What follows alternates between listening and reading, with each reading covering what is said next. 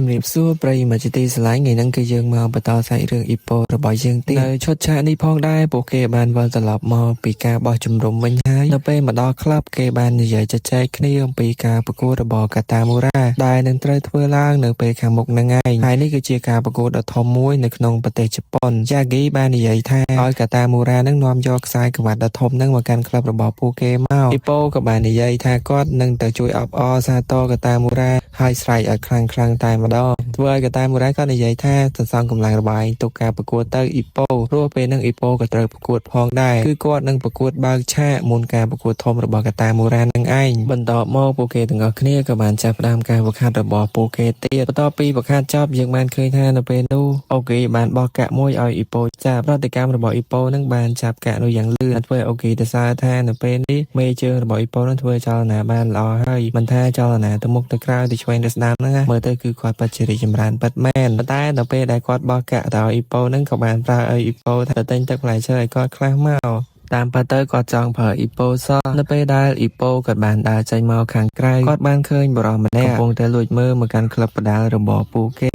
នៅពេលដែលឃើញអ៊ីប៉ូដើរចេញមកខាងក្រៅបរិសម្នាក់ហ្នឹងក៏បានរត់គេចខ្លួនចេញអំពីអ៊ីប៉ូនៅពេលនោះគាត់បានជ្រុះជាមួយនឹងសភៅណូតរបស់គាត់អញ្ចឹងហើយអ៊ីប៉ូបានរើសសភៅហ្នឹងហើយដេញតាមបរិសហ្នឹងដើម្បីឲ្យទៅកាន់គាត់វិញប៉ុន្តែបរិសម្នាក់ហ្នឹងគឺមិនបានឈប់នោះទេដូចជាភ័យខ្លាចអញ្ចឹងប៉ុន្តែទោះបីជាយ៉ាងណាអ៊ីប៉ូក៏បានរត់ដេញទាន់ហើយក៏បានប្រគល់សភៅនោះទៅឲ្យគាត់វិញនៅពេលដែលគាត់ងាកមុខមកអ៊ីប៉ូក៏បានស្គាល់ថាបរិសម្នាក់នោះគឺជាកូបាស៊ីដែលជាគូប្រកួតរបស់គាត់បន្ទាប់នឹងឯងនៅពេលដែលប្រកួតសភៅរួចកូបាស៊ីក៏បានសួរទៅកាន់អ៊ីប៉ូផងដែរតើអ៊ីប៉ូនឹងមានបានបើកមើលសភៅរបស់គាត់អត់អ៊ីប៉ូក៏បាននិយាយគាត់មិនបានបើកមើលនោះទេគាត់គ្រាន់តែចង់យកវាមកឲ្យកូបាស៊ីវិញតែប៉ុណ្ណោះនៅពេលនោះកូបាស៊ីគាត់ក៏បាននិយាយពីអារម្មណ៍របស់គាត់ថាគាត់ទទួលស្គាល់ខ្លួនឯងថាមិនអាចយកឈ្នះអ៊ីប៉ូបាននោះទេបាននិយាយអំពីសមត្ថភាពរបស់គាត់នៅពេលនេះគាត់បានសរសើរទៅកាន់អ៊ីប៉ូមែនតើហើយក៏បាននិយាយថាគាត់ចង់បានក្បាច់ម៉ាត់ល្អដូចជាអ៊ីប៉ូអញ្ចឹងហើយគាត់តែងតែមើលការប្រកួតរបស់អ៊ីប៉ូហ្នឹង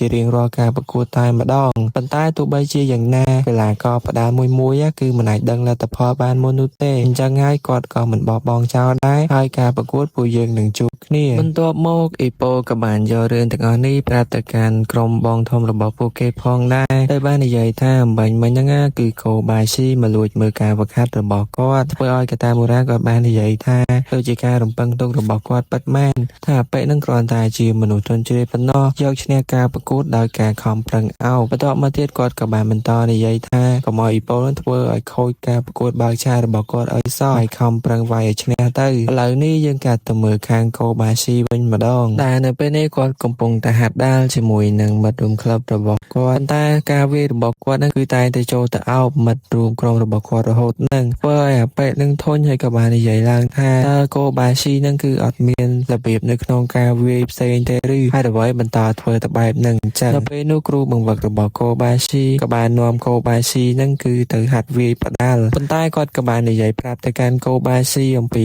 ការម៉ាស់របស់កីឡាករផ្ដាល់ផងដែរគាត់បាននិយាយឧទាហរណ៍អំពីកីឡាករអាមេរិកម្នាក់ដែលគាត់ប្រកួតរហូតដល់209ដងប៉ុន្តែគឺអាចផ្ដួលឲ្យគូប្រកួតសង្រាប់ត្រឹមតែ19ដងប៉ុណ្ណោះតែគាត់ចង់និយាយបញ្ជាក់ថាបាច់ដែលកូបាស៊ីប្រើហ្នឹងក៏អាចយកឈ្នះបានដែរដែលធ្វើឲ្យកូបាស៊ីក៏រៀងសប្បាយចិត្តបន្តិចព្រោះមានអ្នកខ្លះហ្នឹងគាត់យល់អំពីក្បាច់មួយហ្នឹងបន្ទាប់មកទៀតលោកគ្រូបង្វឹករបស់កូបាស៊ីក៏បាននាំគាត់ទៅញ៉ាំអាហារជាមួយគ្នាបន្ទាប់មកពួកគេក៏បាននាំគ្នាជជែកអំពីការប្រកួតនៅពេលខាងមុខនឹងឯងដោយកូបាស៊ីគាត់បាននិយាយទទួលស្គាល់ថាគាត់ពិតជាខ្លាចអ៊ីប៉ូមែនតែននិងបាននិយាយទៀតថាបើសិនជាគាត់ប្រកួតឈ្នះមកណាវាជាភូតហេតុមួយទោះបីជាយ៉ាងណាគាត់ក៏បានស្គាល់អំពីការប្រកួតរបស់អ៊ីប៉ូផងដែរថាគាត់មិនមែនជាអ្នកផ្ដាល់ល្អឥតខ្ចោះអីនោះទេគាត់ក៏មានចំណុចខ្វះខាតរបស់គាត់ផងដែរលុះមិនយូរប៉ុន្មានការប្រកួតក៏បានចាប់ផ្ដើមនៅពេលនេះកីឡាករទាំងពីរក៏បានមកដល់លើសង្វៀនហើយក៏បានត្រៀមខ្លួននៅក្នុងការប្រកួតផងដែរទឹកទី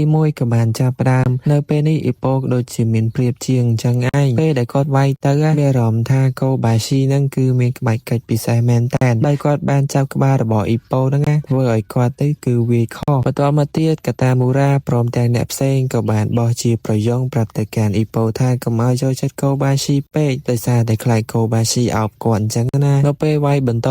ទៀតយើងមើលឃើញថាកូបាស៊ីនឹងគឺចេះតែកិច្ចរហូតនឹងមិនសូវបានជាវិបត្តិទៅកាន់អ៊ីប៉ូនោះទេថែមទាំងចាប់អោបអ៊ីប៉ូជាប់ទៀតផងធ្វើឲ្យអ្នកមើលទីនោះនិយាយបង្អាប់ទៅកាន់កូបាស៊ីថាជាកីឡាករម្នាក់ដែលខ្សោយហើយតែងតែចាប់អោបគូប្រកួតបែបនឹងរហូតនឹងវាយមិនទាន់បានប្រមាណផងទឹកទី1ក៏បានបញ្ចប់នៅពេលដែលបញ្ចប់ទឹក The Master និងគ្នារបស់អ៊ីប៉ូផ្សេងទៅនឹងព្យាយាមណែនាំអំពីយុទ្ធសាស្ត្រទៅកាន់អ៊ីប៉ូផងដែរដោយពួកគេបាននិយាយថាកូបាស៊ីនឹងជំនាញរបស់គាត់នៅក្នុងការវិភាគសកម្មភាពរបស់អ៊ីប៉ូនឹងគឺល្អខ្លាំងមែនទែនគេអាចវិភាគដឹងនិងទប់ទល់ជាមួយនឹងការវាយប្រហាររបស់អ៊ីប៉ូរហូតដល់ពេលដែលអ៊ីប៉ូបើករង្វង់ដៃរបស់គេធំពេកហ្នឹងធ្វើឲ្យកូបាស៊ីនឹងមានអាការនៅក្នុងការទប់ស្កាត់អំពីកណ្ដាប់ដៃរបស់អ៊ីប៉ូនឹងបានបន្ទាប់ពីនិយាយបែបហ្នឹងហើយគាត់ក៏បានបន្ថែមទៀតថាឲ្យអ៊ីប៉ូនឹងព្យាយាមកុំបើកដៃនឹងធំពេកបន្ទាប់មកទៀតទឹកទី2ក៏បានចូលមកដល់យើងបានឃើញថាអ៊ីប៉ូនឹងព្យាយាមវាយទៅលើកូបាស៊ីនឹងខ្លាំងមែនទែនប៉ុន្តែរបាំងការពាររបស់គាត់នឹងក៏រឹងមាំខ្លាំងដែរធ្វើឲ្យអ៊ីប៉ូនឹងមិនអាចវាយចូលកូបាស៊ីសម្បីតែមួយដៃនៅពេលដែលអ៊ីប៉ូព្យាយាមវាយមួយស៊ូពើ